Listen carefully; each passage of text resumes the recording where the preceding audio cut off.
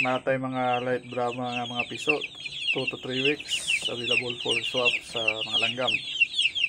Exit lang sa kaning mga territorial nga langgam kaya ako manggong isagol sa ako ang aviary, isa lang akong aviary. So mura o di siya pwede ang African lovebirds, pwede parakeets or other langgam nga pwede ra masagaw sa uban. Pwede remukon, kulasisi, cocktail, budgies. So pangpet lang.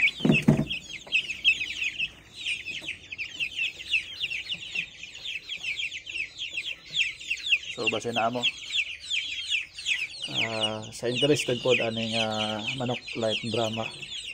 So ang breed niya is Brahma, variety or color niya is light.